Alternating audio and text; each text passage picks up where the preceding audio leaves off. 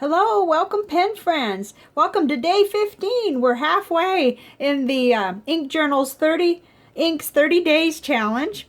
And today finds me writing with Lamy Violet. This is ink that I've harvested out of some cartridges. They came in a little box like this. I don't know why it's not available in a bottle, or I don't know the history of the ink. Perhaps it was at one time. Maybe it was limited. But all I can find it now is in the cartridges, which are nice, but if I wanted in a non-Lamy pen, I have to get in there and get it out. So let's start like we have been with the bath test and let that be working. So here we go. This is a beautiful ink. I really love this ink. It shades beautifully, and we'll see that in a minute. Okay. We'll let that kind of do its trick. I just want to make sure it's down in there good. And we'll get right into the Rhodia ink journal that I'm keeping. Whoops.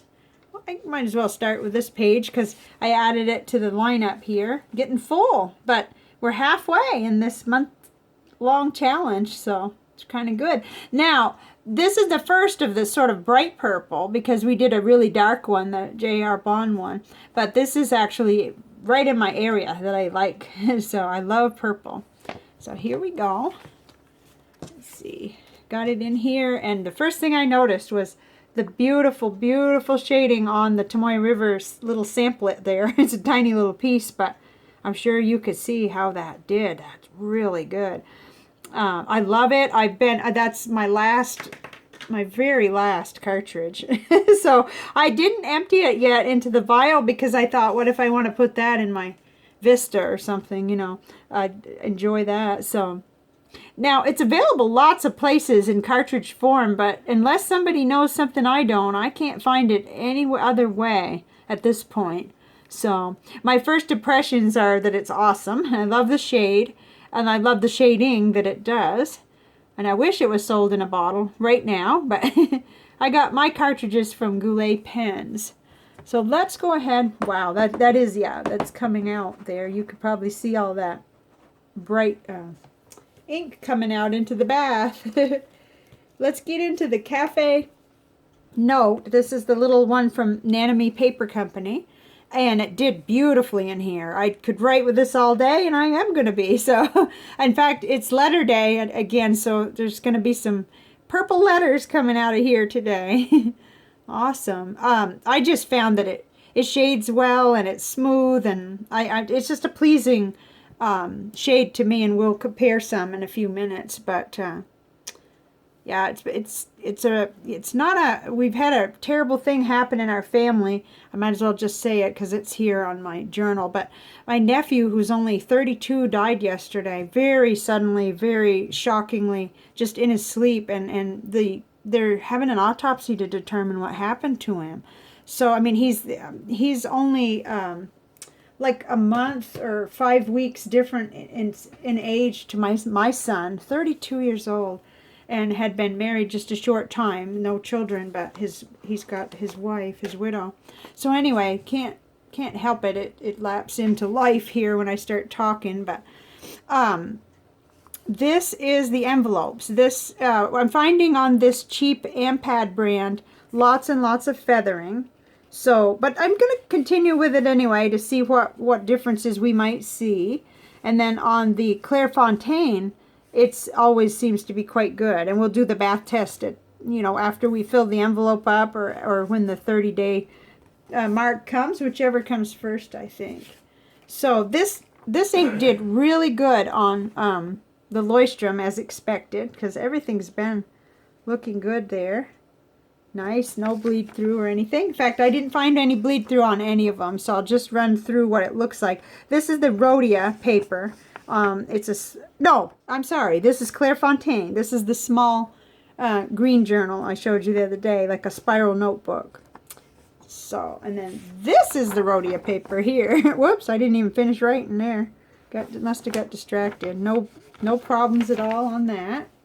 And then same with the CVS caliber paper. Whoop, now we need focus. Thank you. Okay, there we go. Nice, and no feathering, no bleed through on that. And okay, we got a little bit here, so I'll have to turn this one over. This is the Office Depot College Ruled Notebook. This is the real inexpensive one I'm using as a daily process journal. And looks fine here on the front. I'm not concerned. I don't see feathering so much, but I do see light bleed through on the back.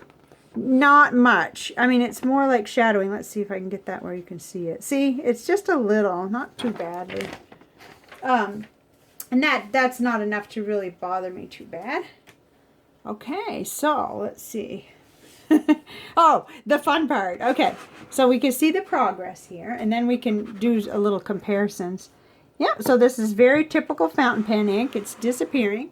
And yesterday's, which was the Diamine Classic Red, is now completely vanished, which is to be expected and normal. So let's get out our comparisons. This gets a little wild here today because a couple of these probably aren't really... These two, we'll call these the control control colors, because these are not... I mean, these four I consider kind of comparable, but then I realized, what am I doing with these on here? So it's okay though. It gives, if you have the ink, it'll give you a comparison. It'll give you a good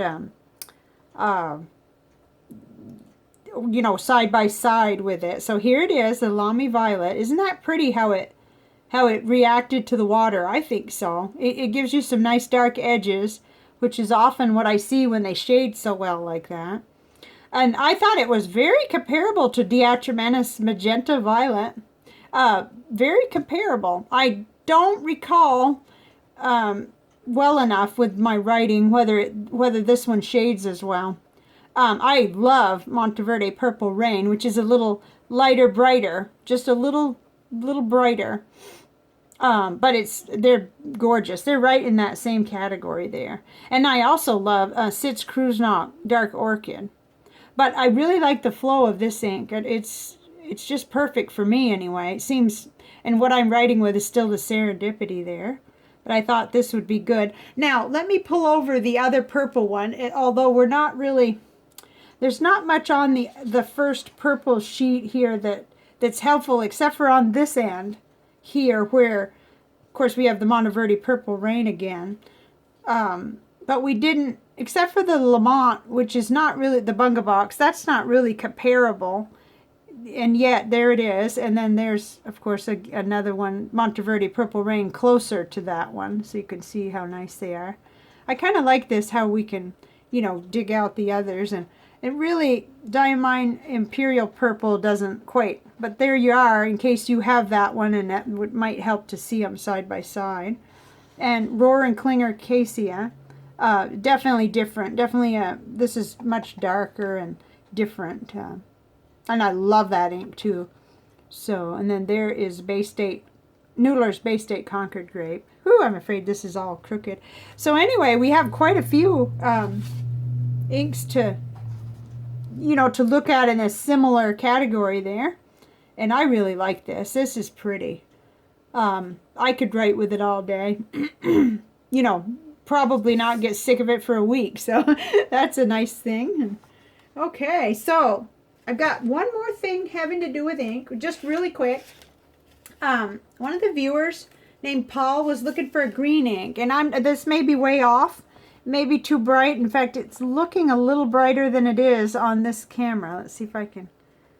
But this is KWZ Green Number 5, totally off topic for today, but it was just something I thought maybe that Paul might like to look into. So there it is. And then, so next is what's for tomorrow. So for tomorrow, it's going to be, can you see that shimmer? Diamine Arctic Blue out of August Ink Flight. And I am excited about this. Now, I'm never really excited about cleaning the pen after I use the shimmer ink. I'll admit to being super lazy. That's why I'm using my Serendipity all month, you know, because this is so easy to clean.